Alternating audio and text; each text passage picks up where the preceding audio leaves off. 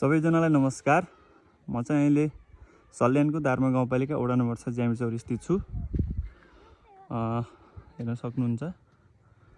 मैले यो पिपलको रुख चाहिँ किन देखाइरहेको छु भन्दाखेरि अब पिपलको रुख चाहिँ सबै ठाउँ हुन्छ, तर पिपलको रुखमा चाहिँ एकदम एउटा खास कुरा लुकेको छ क्या। त्यही भएर मैले देखाउन खोजिरहेको हो। ल एकदम धैर्य गरेर सुनिदिनु होला मेरो कुराहरू। थोरै जानकारीमूलक छ, थोरै परम्परागत कुराहरूसँग जोडिएको पनि छ। पारि हिमाल पनि देख्न सक्नुहुनेछ, एकदम हिउँ परेको छ।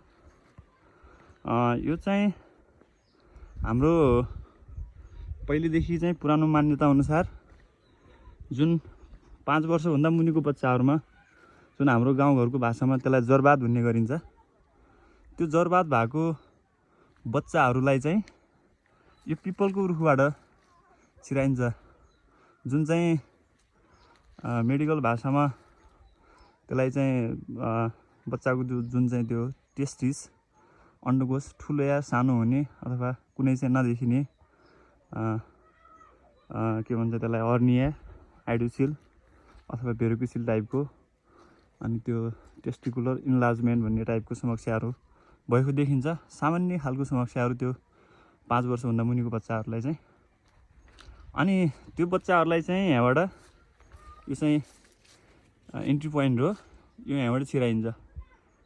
त्यसपछि त्यो बच्चालाई चाहिँ यहाँबाट निकालिन्छ। यो चाहिँ एक्जिट पोइन्ट हो, यहाँनिर देख्न सक्नुहुन्छ, यो एक्जिट पोइन्ट हो।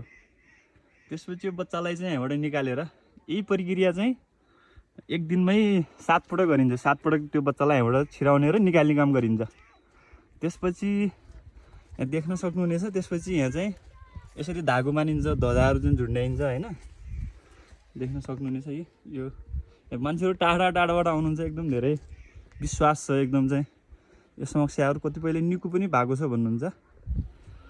अनि यही प्रक्रिया लगातार चाहिँ करिब 3 पटक 3 दिनसम्म चाहिँ दोहोऱ्याइन्छ, गराइन्छ यसलाई चाहिँ। अनि त्यसपछि अनि कन्याहरूलाई चाहिँ टिको लगाइन्छ। यस्तो खालको चाहिँ परम्परागत मूल्य मान्यता चाहिँ छ। खास चाहिँ यो 5 वर्षभन्दा मुनिको बच्चाहरूमा चाहिँ त्यो देखिने खालको समस्याहरू चाहिँ एकदम सामान्य खालको माइनर समस्या हो। त्यसपछि त्यो पछि एकदम ठुलो वयस्क अवस्थामा पुग्दाखेरि अब त्यो एकदमै सुन्निने खालको समस्या भयो। त्यस्तो भयो भने चाहिँ सर्जरी नगरेसम्म सुधार हुँदैन। त्यो चाहिँ नर्मली 5 वर्षभन्दा मुनिको बच्चाहरूमा चाहिँ पछि आफै ठिक हुँदै जाने समस्याहरू हुन्। अब यो हाम्रो पुरानो मान्यताहरू चाहिँ भयो। अब यस्तालाई चाहिँ अब हामीले जोगाइ चाहिँ राख्नुपर्छ, एउटा पहिचान पनि भयो। तर चाहिँ स्वास्थ्यको हिसाबले यसमा त्यस्तो धेरै पछाडि केही साइन्स त लुकेको छैन। तर पनि यो अब यसलाई चाहिँ पिपल एकदम धेरै दिने, अक्सिजन दिने रुख पनि पर्यो। त्यसपछि भगवान् विष्णुको बास चाहिँ पिपलमा हुन्छ भन्ने मान्यता पनि छ।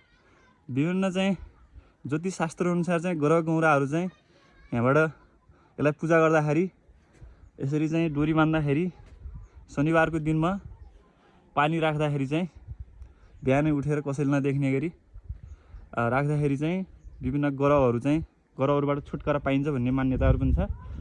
तर खास गरिकन चाहिँ अब यो यसमा एकदम धेरै यथार्थ त केही छैन। तर त्यो जुन गर्ने तरिकाहरू छ त्यो चाहिँ मिथ्या हो। म त्यसमा चाहिँ सहमत चाहिँ छैन। तर एकदम त्यस्ता कुराहरूलाई चाहिँ अब जोगाएर राख्नुपर्छ। त्यही भएर पनि यो पिपललाई चाहिँ अहिलेसम्म सबैले जोगाएर गर्नु भएको छ, जोगाएर राख्नुपर्छ। ल यस्तै भिडियोहरू देख्नको लागि कृपया हामीहरूलाई चाहिँ फलो गर्नु होला, कमेन्ट गर्नु होला, लाइक गर्नु होला। ल धन्यवाद सबैजनालाई।